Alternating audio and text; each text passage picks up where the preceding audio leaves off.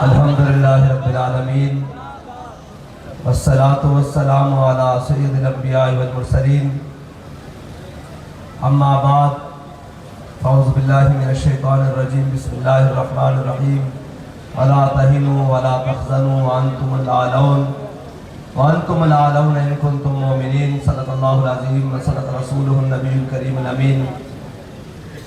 मौजूद सामीन मोहतरम, पाकिस्तान बचाओ मार्च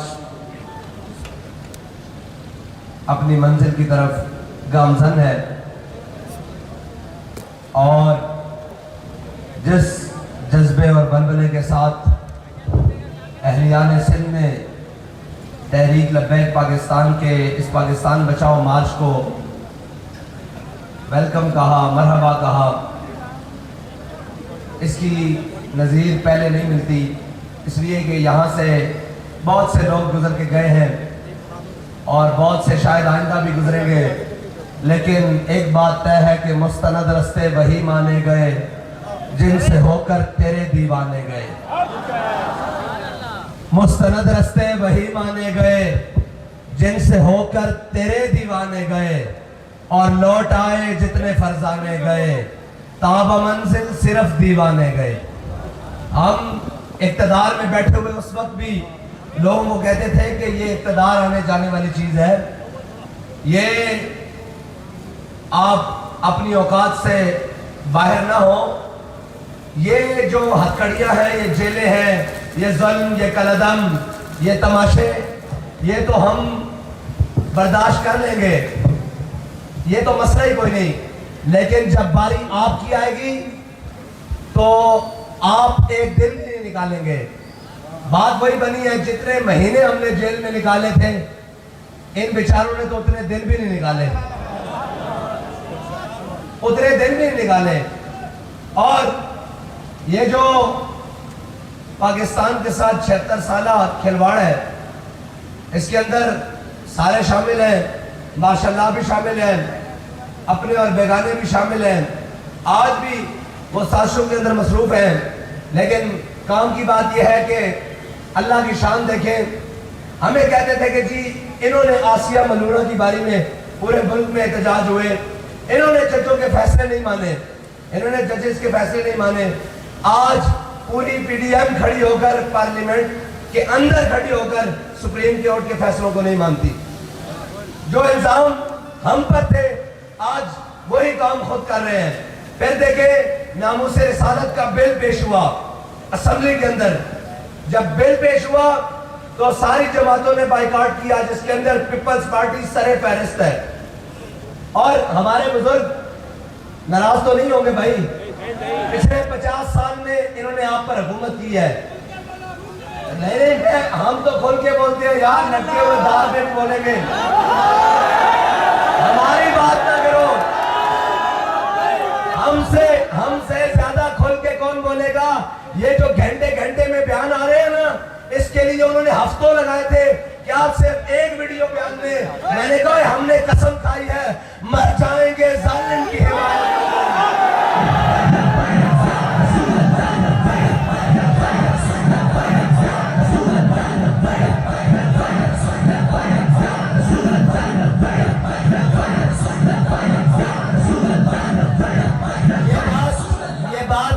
कोई कमाल नहीं है भाई, हमने उस शेर की कछार में तरबियत ली है, उनके साथ रहे हैं कि जब जेल हुई तो मैंने जेल में जाकर कहा, मैंने कहा अब हम है, आपको मैं कहता था इतना सख्त बातें ना करें, ये बड़े जालिम है, इनके आगे कोई चीज नहीं। तो कहने लगे क्या हुआ है? ऐसी कुर्सी पे बैठे कहने क्या हुआ है? मैंने कहा अब आ गए जेल। उन्होंने कहा यार जिंदा में भी न गई शोरश अपने जुनू की, अब संग मदावा है शाशुफ्ता सरी का।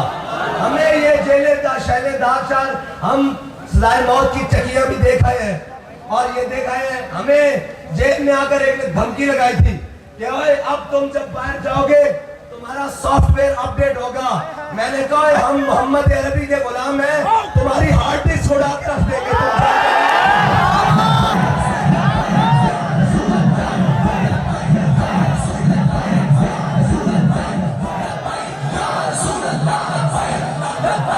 और कहते थे हमने तहरीक लब्बैक को कलअदम कर दिया। अब हम ज्यादा कुछ नहीं कहते, हम खुश इसलिए भी नहीं है कि यार ये जो गंदे गंदे बटेरे थे सारे ये जा रहे हैं पीटीआई से, इनके होते हुए तो पीटीआई को दुश्मन की जरूरत ही नहीं थी, ये क्यों जा रहे हैं? इनको तो इमरान खान के साथ कुर्सी देनी चाहिए। इनके होते हुए पीटीआई को कौन से दुश्मन की जरूरत है? ठीक है, इनके होते हुए हम नहीं समझते, इनके जाने से हम खुश नहीं हैं, इनको उसके साथ रहना चाहिए। और लेकिन कैसे रहेंगे? हम पहले भी कहते थे कि जिन्होंने बालकोनी और टेरेस से सर्दी और गर्मी को एंजॉय किया हो ना बेटा, वो जेल में नहीं रह सकते था 4 दिन। हाँ, ये हमारे पुलिस वाले भाई भी खड़े हैं, इनसे पूछो, हवालात काटनी और जेलें काटनी किसी के बात नहीं। हमने कहा था नच्चे रानी ने पुत्र आजादी की जंग नहीं लड़ता।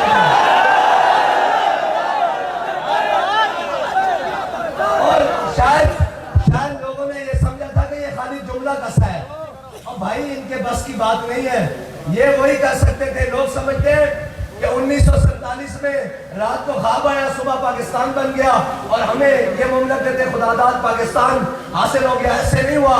1857 में यहाँ अंग्रेज आया और उसके खिलाफ हमारे बुजुर्गों ने, हमारी अवाम ने, हमारी कौम ने, ये नहीं, आपको पता है 600 साल उंदरुस में भी इस्लाम रहा है, लेकिन आज वहां इस्लाम का नाम लेने वाला कोई नहीं, इसलिए कि जब वहां मुश्किल वक्त आया तो वहां के उलमा ने, अवाम ने, कौम ने देश निकाला।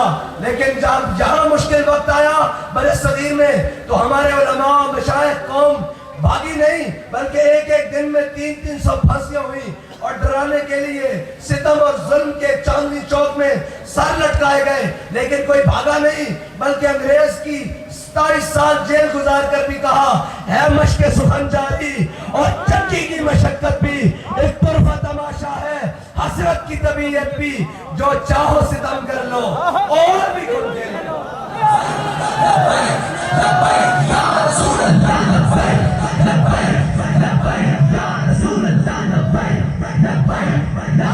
हम ये कहते हैं किसी का कोई शौक बाकी रहता हो तो फिर भी हम हाजिर हैं।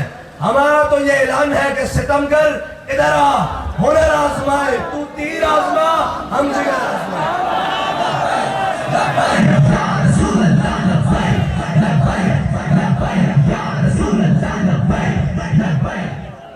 कहते हैं जी इनको सियासत करनी नहीं आती।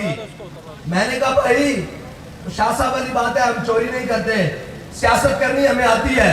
कहते हैं जी पेट्रोल सस्ता कैसे करें, हालात ऐसे नहीं है। मैंने कहा हम आपको बताते हैं कैसे सस्ता करें। अब तब से इनको नींदें नहीं आ रही, परेशान है कि करें क्या। ये भी सर पर आ चुके हैं, अभी मीरपुर खास पहुंचे हैं और अभी मीरपुर खास से इस्लामाबाद तक रास्ता बाकी है। अभी तो कहते हैं पार्टी शुरू हुई है। हाँ, अभी तो पार्टी शुरू हुई है, अभी तो हम इनको बताएंगे। और बहुत अच्छी बात है, आपने कहा बंदा 700 है, बहुत अच्छी रिपोर्टिंग की है। ये एहसन इकबाल कहता था बंदा 150 है, फैजाबाद खाली नहीं हुआ था, याद है? एहसन इकबाल वजीर दाखिला था और कहता था 150 बंदा है, हम ऐसे फैजाबाद खाली करा लेंगे। तो 150 बंदे ने फैजाबाद खाली नहीं किया, अभी तो मीरपुर खास तक 700 हो गया है।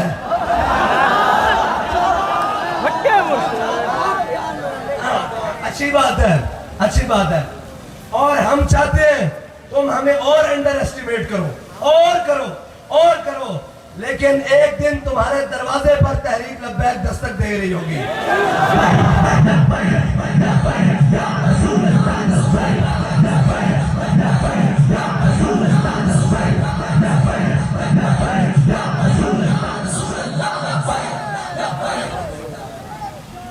मैं एहलियाने सिंध खुसूसन मीरपुर खास वालों को कहता हूं कि 50 साल से एक पार्टी बसर इक़्तिदार है, जो बस सकता है इनका।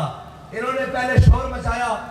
हाँ, नामूस रिसालत की करारदाद की बात कर लूं, अल्लाह ताला की शान देखिए। ये वो शख्स है इमरान खान जिसने नामूस रिसालत पर लब्बैक कहने वाले अपने कौम और हमने वतन के बेटों बच्चों पर, जवानों पर गोलियां चलाई और उनका खून बाजार में ऐसे बहा। लेकिन अल्लाह की शान देखिए, 13 खामोश शैतान बन के बैठे हुए थे। जिसमें ये सारी पार्टियां मौजूद हैं, इन्होंने नामूस रिसालत का बाइकाट किया। अल्लाह ने 13 को इक़्तिदार दे के जलील कर दिया, एक को इक़्तिदार से उतार कर जलील कर दिया।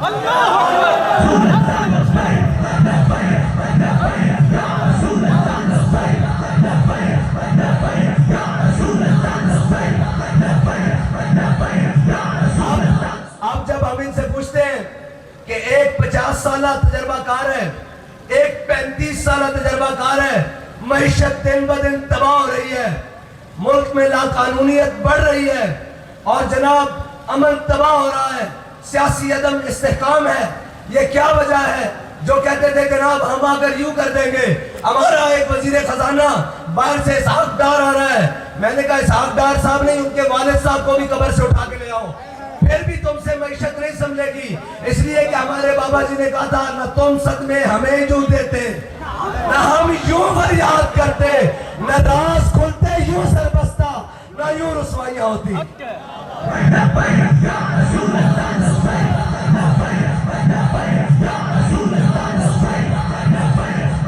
कहते थे, मजाक बनाते थे, कहते थे कि सूद खत्म नहीं करे गौरी आया। मैंने कहा बच्चू, वो एक वली की जबान से निकला हुआ है, तुम्हारे बाप को भी सूद खत्म करना पड़ेगा, वरना इस पाकिस्तान की बका का जामिन और कोई चीज रही नहीं है। कितनी बारी जाओगे IMF के दरवाजे पर?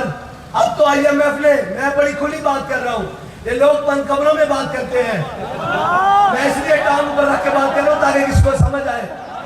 IMF ने आखिरी शर्त ये रख दी है कि एटमी प्रोग्राम को रोल बैक करो। मैंने कहा एटमी प्रोग्राम रोल बैक करने के बाद ऊपर से लेकर सारे तुमको यही कहीं सिंध के बाजार से चूड़ियां पहना देंगे, वो रख लेना।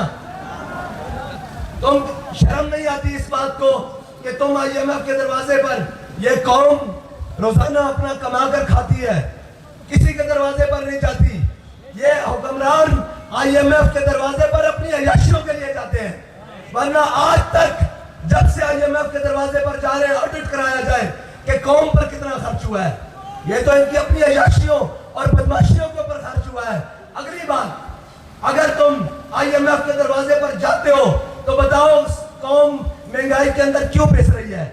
IMF के दरवाजे के ऊपर जाने के बाद कौम को मिला क्या है? एक 35 साल से, एक 50 साल से, चलो छोड़ो, सूबे के अंदर जो कुछ इस मुल्क में आजकल इंपोर्ट करवाया जा रहा है, पिछले 50 साल लिस्ट में कोई एक ऐसी चीज बताए जिसकी इंडस्ट्री पाकिस्तान में लगाई गई हो। तुम हमें पढ़ाते हो कि मैशत नहीं आती। बेटा तुम हमारे सामने बैठकर 5 मिनट मैशत में बात करो, तुम्हारे नाक को ये हड्डी भी अंदर ना घुसेड़ दी तो हमें बात बताना।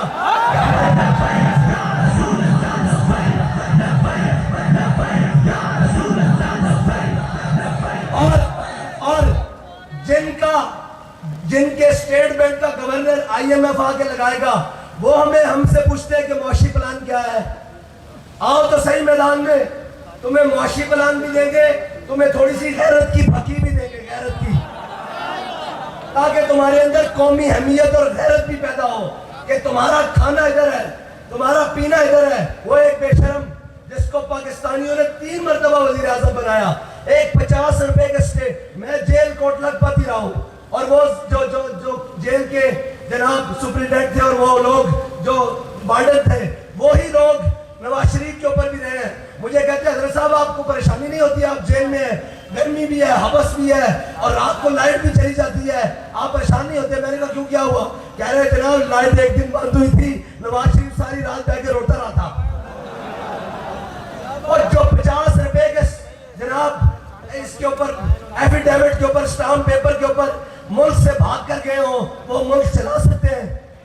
मुल्क जो पाकिस्तान के अंदर रहे हैं, जिनको कौम का दर्द पता है, जिनको आज भी पता है कि कौम के साथ कैसे रहना है, वो मुल्क के साथ चला सकते हैं। लेकिन ये अशिया, ये बदमाशियां बंद करो। तुम्हारा पाला पहले पड़ा है जनाब 2 नंबर लोगों से, तुम्हारा पाला मोहम्मद अरबी के गुलामों से नहीं पड़ा कभी।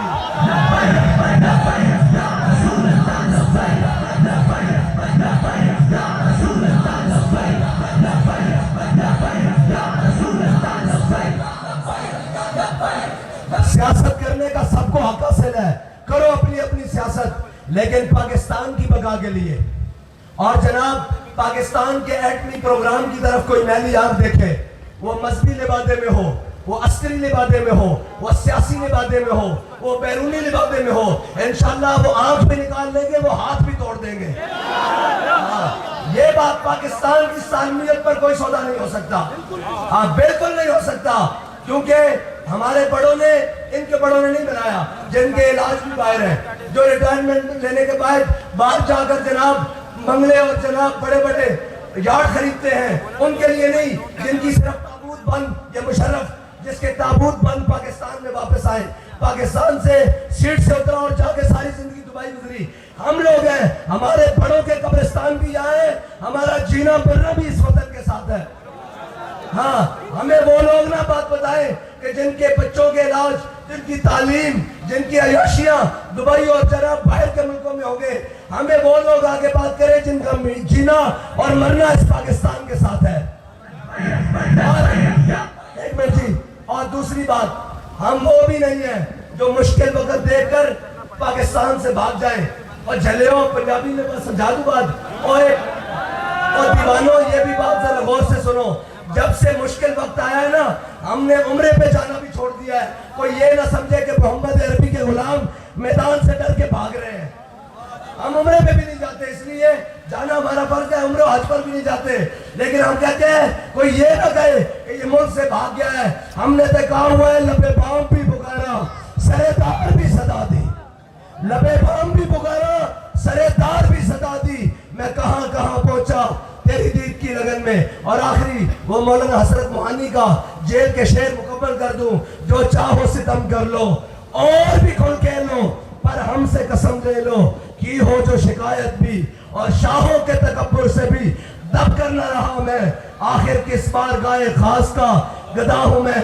मीरपुर खास वालों जरा हाथ उठाकर बताओ किसके साथ खड़े हो।